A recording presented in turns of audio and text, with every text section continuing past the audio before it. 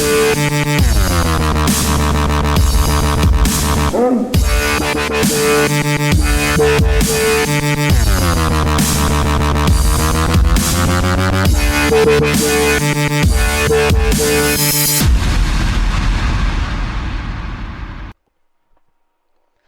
tout le monde, ici Squidward et aujourd'hui je vais vous présenter une petite vidéo de comment créer sa map sur le jeu Minecraft. Donc pour ce faire, il vous faudra deux logiciels. Premièrement, le jeu Minecraft, logique.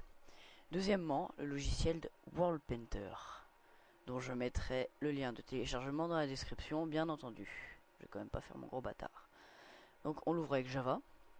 Parce que moi, en tout cas, je l'ai sous Java. Après, vous pouvez l'avoir comme vous voulez. Hein. Moi, je m'en bats les couilles. Je fais juste mon tuto. Donc voilà, le logiciel s'ouvre.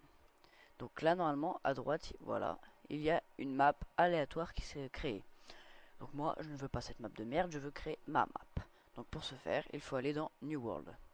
Donc là, on tape le nom de son monde. Moi, je vais faire World for the Test.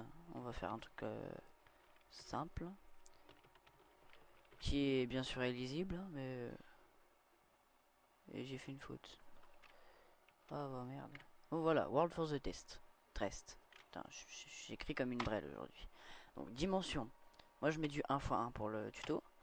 Parce que c'est petit, 1x1, c'est égal à 128 cubes fois 128 cubes, c'est égal à 128 mètres sur 128 mètres, hein, pour les connaisseurs. Donc c'est tout petit. Donc si vous voulez faire des grandes maps à votre imagination, allez-y. Par contre, l'exportation du monde serait très long. Donc moi je vais mettre Flate, c'est un terrain tout plat. Donc niveau de la terre 50, niveau de l'eau vous pouvez baisser ou augmenter, c'est 46. Moi je vais laisser comme ça. Ensuite le matériel, enfin comment sera votre sol. Voilà, moi je m'exprime mal. On va le mettre en obsidienne, tiens, un sol en obsidienne. Donc là ensuite on crée notre monde. La map s'affiche là. Bon, elle est noire parce que c'est de l'obsidienne. Donc premièrement, alors le point rouge c'est moi où je vais apparaître. Donc moi je vais mettre de l'eau au début. Donc là ma map est entièrement en eau. Si je clique sur la goutte orange, ça sera de la lave, mais moi je vais mettre de l'eau. Donc premier bouton qui ressemble à un triangle, c'est une pyramide. Je sais absolument pas ce que c'est un foot là, une pyramide dans Minecraft. C'est vrai qu'il y a beaucoup de pyramides qui poussent aléatoirement dans Minecraft, mais c'est pas grave. Donc ensuite, ce bouton là, vous avez une zone qui s'affiche, un cercle en l'occurrence. Vous pouvez changer, vous pouvez mettre un carré si vous voulez. Moi je vais garder un cercle. Ok, avec la molette, vous réglez l'intensité ou avec ça. Ça, sauf que là, ça marche pas. Donc, clic gauche, vous augmentez le terrain, qui est en obsidienne. Clic droit, vous le baissez. Moi, je fais un petit volcan, là. Hop. Puis au milieu, je vais foutre un peu de lave, tiens. Hop là. Sauf que ça fout pas de la lave au milieu, je sais pas pourquoi. Donc voilà. Ici, si vous voulez un terrain tout plat, si vous voulez que ce soit un peu plus plat, là, pas ici. Bon, je vais faire pousser un peu de terre pour vous montrer. Voilà. Ça ira plus vite comme ça. Voilà. Faire pousser un peu de terre. Donc ici, si vous voulez que ce soit tout plat, bah vous prenez ce bouton et vous voyez, si vous, je sais pas si vous voyez bien, mais ici c'est tout plat. Ici, si vous voulez un peu de pente, là, par exemple, bah, vous mettez de la pente. Je vais faire sur la pyramide, ça se verra mieux. Vous pouvez mettre de la pente. Merde. Qu'est-ce que j'ai fait? Qu'est-ce que j'ai fait comme connerie? Oh, reviens là. Voilà. Voilà. Donc voilà, là c'est ma map. Hein. Ensuite, si vous voulez que ça grimpe en pic, ça grimpe en pic. Ensuite, avec fail off, choisissez la façon dont votre terrain va grimper. Si vous voulez que ça fasse un gros plateau, pas de problème, ça fait un plateau. Et que ça fasse une sorte de cube énorme, à vous de voir. Ça fait une sorte de truc comme ça. C'est marrant. Donc ici, avec tout ce qu'il y a ici, vous pouvez changer la composition de votre terre. Si vous voulez mettre une petite plage là, en désert, foutez une petite plage sur de l'obsidienne. Si vous voulez un peu de neige par ici, tiens, de la neige, un peu de lave. Vous avez de la bedrock, de l'eau. Vous pouvez faire ce que vous voulez avec tout ce qu'il y a ici. Vous pouvez mettre des ressources, c'est-à-dire des diamants, de l'or, de la redstone, enfin ce que vous voulez, sauf que ça fera aléatoirement. De la neige ici. Donc oui, de la neige, là. Ici, alors ici, populate, c'est pour laisser un peu libre cours à la map. Donc si vous voulez des surprises sur votre map, c'est-à-dire des cavernes créées aléatoirement, les petits carrés, ça vous créera des trucs aléatoirement, donc des arbres, des cavernes, pour laisser un peu de surprise quand même. Caverne, si vous voulez ajouter un peu de caverne par ici, pour faire des grandes cavernes, c'est bien. Des arbres, tiens, ça vous met des petits logos d'arbres, des pins dans le désert. Ouais. Bon alors, j'ai oublié de préciser, il y a 3 sortes de sable. Donc sunstone, tout le monde connaît. Ensuite, il y a désert et sand. Donc sand, ça sera juste du sable. Alors que sandstone, c'est, vous le connaissez, donc pas besoin de le dire. Et désert, ça sera du sable, sauf qu'il y aura les cactus et tout le bordel qui va avec. Donc là, j'ai fini ma map qui est un gros carnage, faut le dire.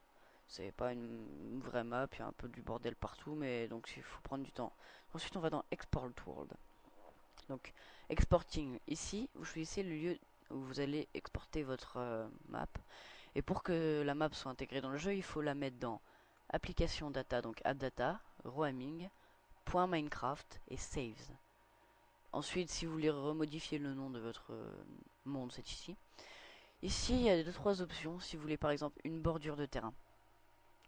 Donc moi, je vais mettre un mur de bedrock. Et vous verrez que... Non, je vous le dis pas tout de suite, mais vous allez voir. Au niveau des bordures. Donc ici, si vous voulez des cavernes un peu partout.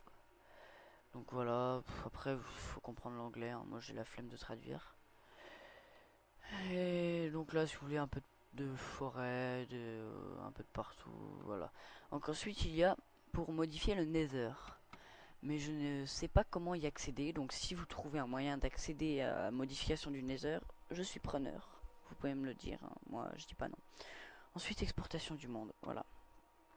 Merde, j'ai oublié un truc. Donc ici, avec ce bouton, vous choisissez le lieu de votre spawnage. Moi je vais spawner ici. Et vous allez apparaître ici, donc je vais mettre un peu de trucs pour relier. Pour faire pas mon gros bâtard, et j'ai pas envie de nager surtout. Voilà, on va relier un peu. Voilà. Voilà, j'en étais où? Export World. Donc moi, mon mur de bedrock, je l'ai fait. Voilà, ça je m'en fous. J'exporte le monde, oui.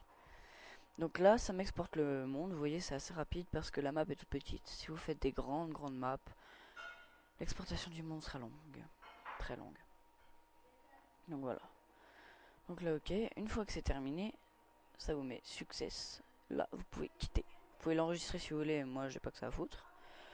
Une fois ceci fait, vous ouvrez Minecraft. Le jeu qu'il faudra posséder pour créer une map, oui, bien sûr. Logique. Donc, moi, oui, voilà, il y a mon pseudo Squidward. Donc, là, j'attends le chargement Mojang. Voilà. Donc, la map est toute petite, comme je l'ai dit. Donc, la map est tout en bas, normalement.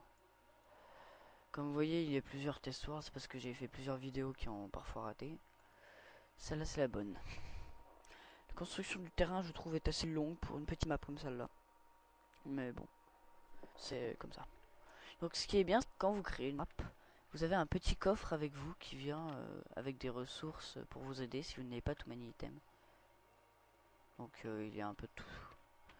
Donc ça c'est fait. Donc la map, comme je vous l'ai dit, c'est un gros bordel. Comme vous voyez, il y a des poulpes là-haut. Des calamars, on s'en fout, c'est la même chose. Donc là, il y a mon petit volcan, regardez, que j'ai fait tout à l'heure, avec de l'eau au milieu. Donc là, ouais d'accord, il y a mon île tout à l'heure. Mon truc est en obsidian, hein, comme je vous l'ai dit tout à l'heure aussi. Ça c'est mon espèce de pic que je vous ai fait tout à l'heure qu'on voyait pas trop bien. Donc je vous ai dit c'est un gros carnage, j'ai foutu de l'eau partout. Donc je voulais vous montrer les bordures en bedrock. Bah en fait ils sont malins. Parce que les bordures en fait c'est comme ça. Donc vous avez votre bordure. Et en fait derrière le jeu crée une map aléatoirement. Donc votre map que vous avez créée n'est pas vraiment, il n'y a pas vraiment de bordure. Ça c'est la map que vous avez créée. Et derrière il y a une map aléatoire qui s'est créée aussi. Et des maps en général qui sont meilleures que les maps créées parce qu'il y a beaucoup de ressources et beaucoup plus. Elles sont meilleures que les maps créées à la base. Pas très grandes par exemple. Sur l'extérieur. Ah non, même pas. Donc vous voyez, votre map n'est pas entièrement créée. Si vous mettez un bedrock, et ben il y a une map à l'extérieur qui vous n'avez pas créé parce que vous ne m'avez pas vu créer cette map et moi non plus. Et j'ai découvert ceci lorsque j'ai créé une map pour faire un tuto raté d'ailleurs. Donc là vous voyez, il y a mon bordure et dehors il y a la map. Par contre, je suis pas sûr que ça génère une map aléatoirement si vous faites une bordure en eau ou en lave. Je n'ai jamais essayé. Donc c'est assez marrant, ouais, voilà. Et donc c'est pratique si vous voulez faire un énorme château fort. Par exemple, vous avez déjà la bordure qui est faite, la rempart. C'est Là j'ai fait ma tour de flamme tout à l'heure, enfin ma pyramide que j'ai augmentée. Allez, on va tomber dedans. Et ouf. Bon, et c'est sur ce que je vais vous quitter. Et bah, ciao pour de prochaines vidéos. Salut.